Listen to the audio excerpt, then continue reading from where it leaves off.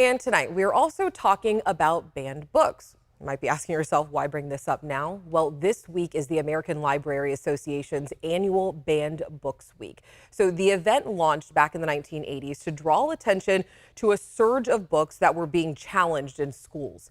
And new reports show that there are a record number of banned books in school and libraries. So here's a look at the numbers really quick. Just over the past year, there were 2,500 books banned in more than 130 school districts.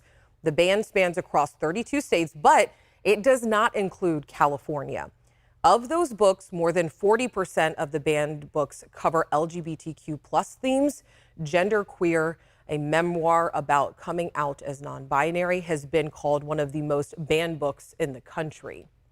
And tonight, Van 2 shows us that a small nonprofit library in Sacramento is feeling a renewed sense of purpose by preserving the queer experience. So we're turning back the clock decades for this point in time.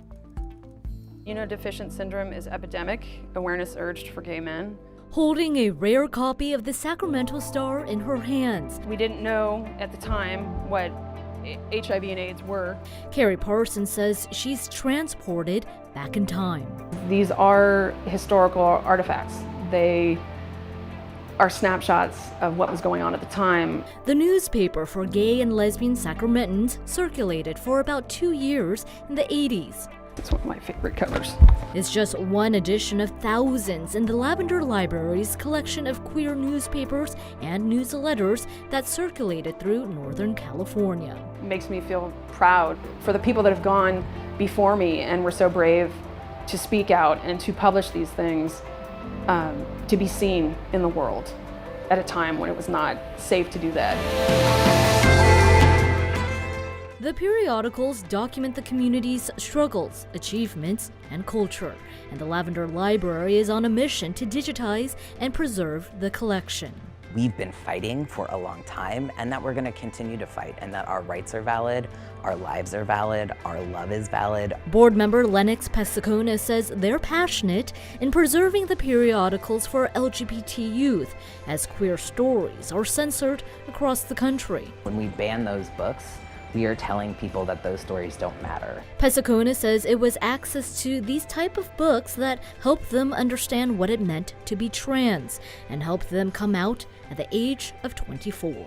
With LGBT youth at higher risk of suicide due to mistreatment and stigmatizations in society, Pescacona says the Lavender Library's collection of local stories plays a vital role. We want them to be able to know that they exist, that their existence matters, and that they do have a future here.